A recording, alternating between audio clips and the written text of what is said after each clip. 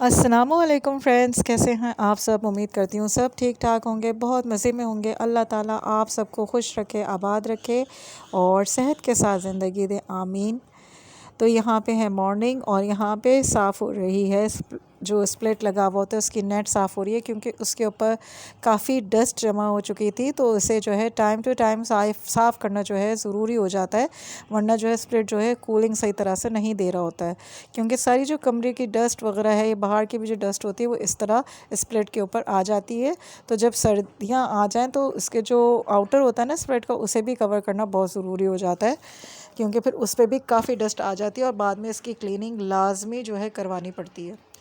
तो बहरहाल सब जो है अपने अपने जगहों पे, यानी अपने अपने डेस्टिनेशंस पे जा चुके हैं, जिस तरह मैं हमेशा बताती हूँ। और फिर मैंने भी ऊपर से कबर्ड की सफाई शुरू कर दी थी। चढ़ के ऊपर चढ़ के मैंने कहा कि चलो इधर की भी डस्टिंग करते हैं। तो क्योंकि ये तो सब खुली चीज़ें हैं और 15 दिन में इनको साफ़ करना बहुत ज़रूरी हो जाता है। तो ये बच्चों की यहाँ पे टॉयज़ भी रखे हैं, जिस तरह मैं हमेशा आपको दिखा चुकी हूँ कि मुख्तलिफ़ किस्म की कार्स हैं, रेसिंग कार्स हैं। तो बस बच्चे बड़े हो गए माशाल्लाह माशाल्लाह से, और इसी तरह टाइम गुज़रता रहता है। लेकिन ये बच्चों की थोड़ी बहुत यादें हैं बचपन की। तो बस ऐसा लगता है कि अभी हमने जो है बच्चों का एडमिशन कराया था स्कूल में, प्राइमरी में और मॉन्टेसरी में।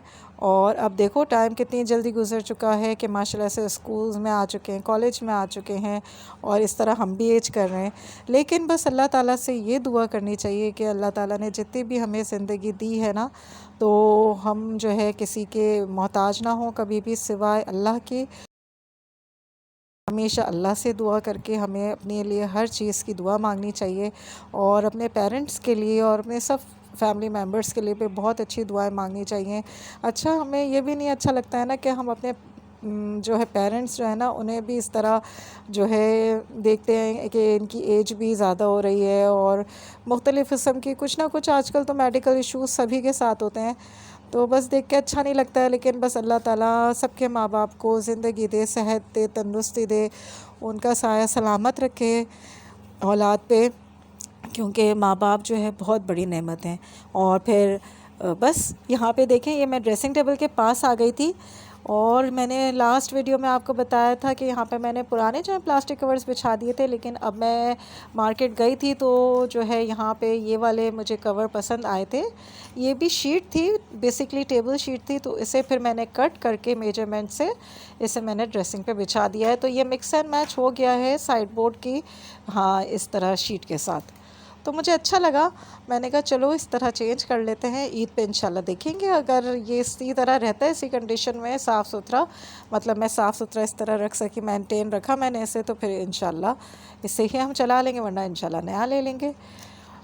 तो देखें, ये ज़रा से चेंज करने से ना कमरा बिल्कुल नया नया और निखरा निखरा लग रहा था। और वो ये कॉर्नर के लिए मैंने सोचा है कि कोई स्टैंड ले लूँ ताकि ये चीज़ें सारी सिमट जाएँ। अच्छा, अलमारी के ऊपर से सफाई हो गई थी, ड्रेसिंग की भी अच्छी तरह से डस्टिंग हो गई थी।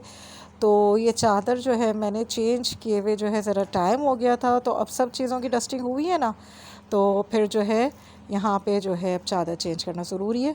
तो अब चादर उठाते हैं। और ये जो बॉल आप देख रहे हैं ना, ये जो बॉल मैंने उठाई है, बॉल नहीं है, बेसिकली स्पीकर है, मेरा छोटू सा स्पीकर। तो बहुत अच्छा काम आता है, हैंडी सा है, जहाँ आप अपने साथ रख के आराम से जो है अगर वॉल्यूम किसी आपका डिवाइस का कम है तो ये स्पीकर वहाँ पे काम आ जाएगा।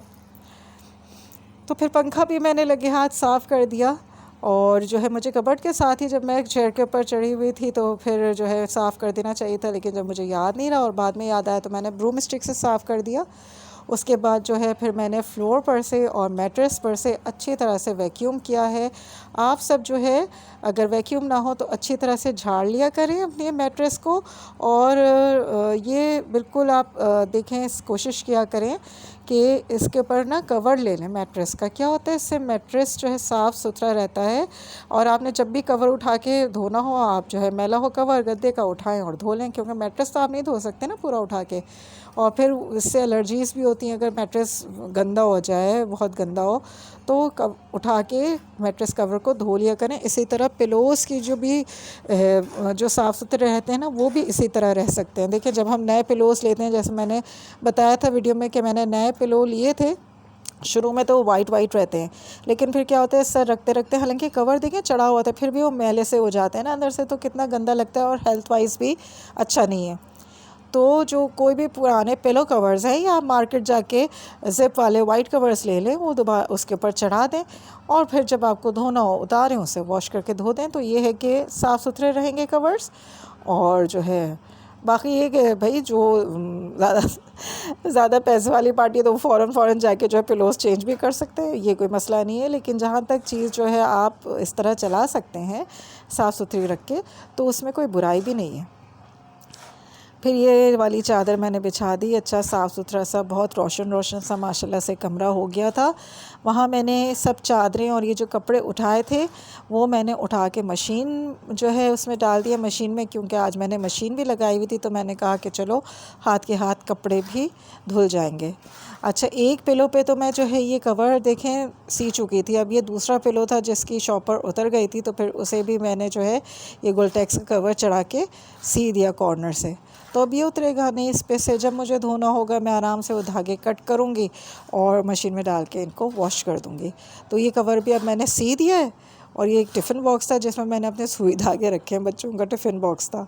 और ये जो मेरा छोटू सा स्पीकर है, इस भी मैं चार्जिंग पे लगा दूँगी, क्योंकि फिर हम जो है बैठ के ड्रामा वगैरह देखते हैं, तो फिर ये स्पीकर चार्ज होना चाहिए। अच्छा जनाब, उसे भी मैंने स्पीकर पे लगा दिया। अब जो है मैं अपने बेडरूम का सिर्फ आज डोर साफ़ करूँगी। ये बहुत ज़्यादा जो है खुलने और बंद होने में आता है कि बेडरूम में ही सब ज़्यादातर बैठे हुए होते हैं, तो एसी चल रहा होता है तो कमरा बंद होता है, फिर बाहर निकल रहे हैं तो कमरा खुल रहा होता है, मतलब डोर खुल रहा होता है। तो हैंडल्स के पास की जगह बहुत ज़्यादा गंदी लग रही थी मुझे, स्टिकी हो रही थी। तो फिर मैंने अच्छी तरह से उसे स्पंज से साफ़ किया, सिंपल वो लगा के लिक्विड लगा के, और फिर इसे वाइप कर दिया। अच्छा, नीचे ये मैंने कोशिश की थी कि इसे साफ़ करूं, लेकिन बेसिकली कलर जो है निकल गया है। तो देखें, पता नहीं क्या शौक़ हो रहा है। वैसे मुझे पेंटिंग का बहुत शौक़ है कि ग्लास पेंटिंग और ये सब मेरी बहुत अच्छी है, बहुत अच्छी है। तो अब शौक़ हो रहा है कि मैं डोर पे पेंट करूं। भाई ये जो पीछे सब्ज़ी वालों की और बाकी आवाज़ें आ रही होती हैं ना, इसके लिए माज़रत। और यहाँ पे जो है मैंने स्पंज से और बाकी से साफ़ कर दिया था, दरवाज़े को वाइप भी कर दिया था। और यहाँ पे जो थी ये दरवाज़े का क्या कहेंगे, ये जो हिस्सा था इसे भी मैंने स्पंज से अच्छी तरह से साफ़ किया है। और फिर मैंने छुरी से जो है काफ़ी इधर से जो है जो गंदा हो रहा था, स्टिकीनेस इसके ऊपर थी, उसे निकाल दिया अच्छी तरह से साफ़ करके। जितना हद तक मैं साफ़ कर सकती थी इसे साफ़ कर दिया मैंने।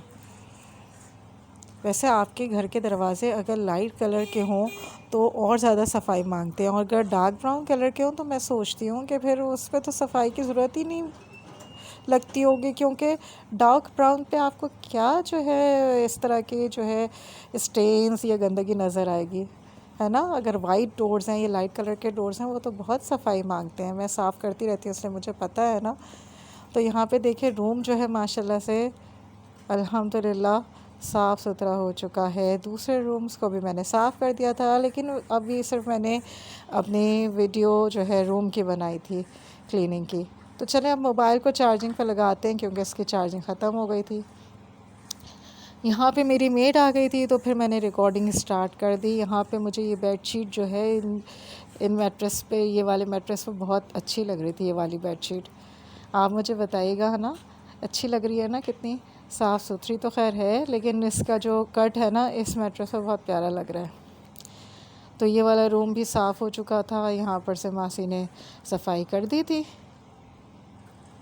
तो इस तरह जो है यही दिन का रूटीन होता है। माशाल्लाह से सफाई सुथराई में टाइम गुजर जाता है, साथ ही साथ खाने की भी तैयारी करनी होती है, और साथ ही साथ आपको दूसरी चीज़ें भी मैनेज करनी होती हैं। कबर्ड्स देखने होते हैं कि मसाले अगर गिरे हुए हों तो वो साफ़ कर दें, मैनेज कर दें, जो बॉटल्स खाली हो उसमें मसाले भर दें, और सब्ज़ी भी चेक करनी होती है, सब्ज़ी के खाने में हर चीज़ मतलब जो है लेडीज़ को देखनी होती है। तो यहाँ पे मिर्चें रखी हुई थी, और मैं मिर्चों को हमेशा उनकी जो है डंडियाँ उतार के फिर स्टोर करती हूँ, तो वो काफ़ी अरसे तक सही रहती हैं।